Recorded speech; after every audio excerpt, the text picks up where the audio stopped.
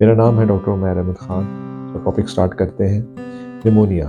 Pneumonia क्या है, इसकी वजूहात क्या हैं, इसकी इकसाम क्या है और बच्चों में कौन सी अलामतें ज़ाहिर होती हैं जब उनको निमोनिया होता है, और कौन कौन सी प्रिवेंटिव मेजर्स वालिदैन अगर इख्तियार कर लें तो इससे बचा जा सकता है। फेफड़ों के ऐसे मोहलिक इन्फेक्शन को कहा जाता है जिसकी वजह से जिस्म में ऑक्सीजन की कमी हो जाती है, और अगर ये कमी शिद्दत इख्तियार कर जाए तो मौत भी वाक़या हो सकती है।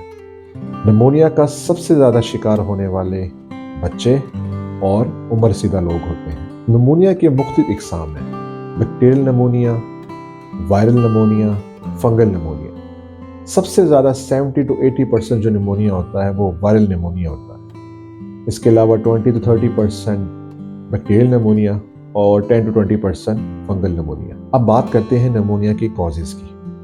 निमोनिया के मुख्तलिफ कॉज हैं, जिसमें से 3 से 4 जो इंपॉर्टेंट कॉजेज़ हैं वो मैं आपको साथ शेयर करता हूँ।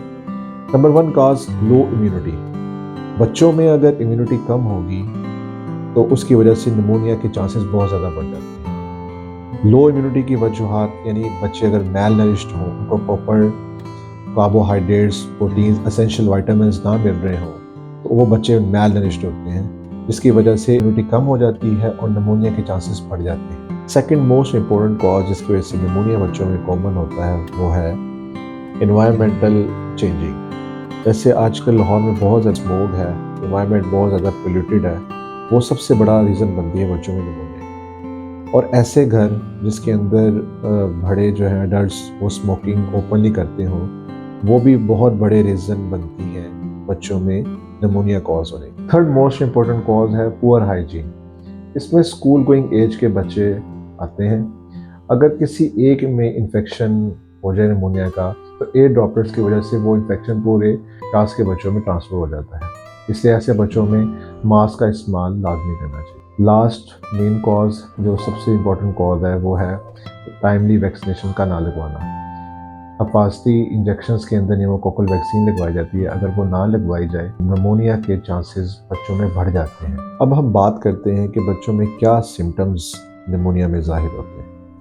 नंबर 1 जो कॉमन सिम्टम्स आता है वो है तेज़ बुखार का होना, खांसी आना, नज़ला होना। इसके अलावा सांस की रफ्तार का बढ़ जाना, लेकिन सांस की रफ्तार मुख्तलिफ एज के बच्चों में मुख्तलिफ होती है। जैसे न्यू नेट्स बच्चे जो 28 दिन तक के जो बच्चे होते हैं, उनकी जो सांस की रफ्तार अगर 60 पर मिनट के से ज़्यादा हो जाए तो वो निमोनिया की कैटेगरी में आएगा। इसी तरह 28 दिन से लेके 1 साल की उम्र के जो बच्चे होते हैं, अगर उनकी सांस की रफ्तार 50 पर मिनट से ज़्यादा हो जाए तो उसको निमोनिया में कैटेगराइज किया जाएगा। इसी तरह जो 1 साल से अबव बच्चे हैं, अगर उनकी सांस की रफ्तार 40 पर मिनट से ज़्यादा हो जाए तो वो फिर निमोनिया की कैटेगरी में आएगा। अब हम बात करेंगे कि इसको डायग्नोज कैसे किया जा सकता है और इसमें ट्रीटमेंट्स क्या चलती हैं। डायग्नोसिस में इसको प्रॉपर एग्जामिनेशन किया जाएगा बच्चे को। इसके अलावा इसके छाती का एक्सरे भी किया जा सकता है, CBC, CRP के ब्लड टेस्ट भी किए जा सकते हैं। इसके बाद इसका ट्रीटमेंट प्लान में इसको 7 से 10 दिन की एंटीबायोटिक्स का इस्तेमाल किया जाता है, जिसके बाद बच्चों को काफ़ी रिलीफ मिल जाता है। लास्ट में हम बात करते हैं प्रिवेंटिव मेजर्स की। कौन सी एहतियाती तदाबीर अगर इख्तियार कर ली जाए तो निमोनिया से बचा जा सकता है। नंबर 1 पे प्रॉपर हाइजीन। अगर बच्चों को प्रॉपर हाइजीन प्रोवाइड किया जाएगा तो निमोनिया से बच सकते हैं।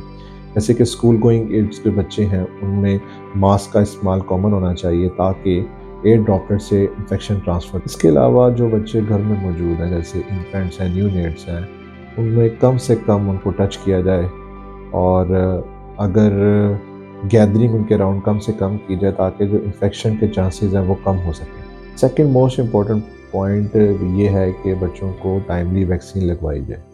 पैदाइश के टाइम पे बच्चों को वैक्सीन लगती है, इसके बाद 6 हफ्ते बाद, 10 हफ्ते बाद, 14 हफ्ते बाद। इन वैक्सीन के अंदर न्यूमोकोकल वैक्सीन भी लगाई जाती है जिसकी वजह से निमोनिया से बचा जा सकता है। प्रॉपर बच्चों को न्यूट्रिशन प्रोवाइड की जाए ताकि बच्चों में जो मेल नरिश के चांसेस हैं वो कम से कम हो सके। उनको proper carbohydrates, protein, essential vitamin provide किए जा सके। ये कुछ एहतियाती तदाबीर हैं, अगर इनको इख्तियार कर लिया जाए तो निमोनिया से बचा जा सकता है। For appointment you can contact on this number. Thank you.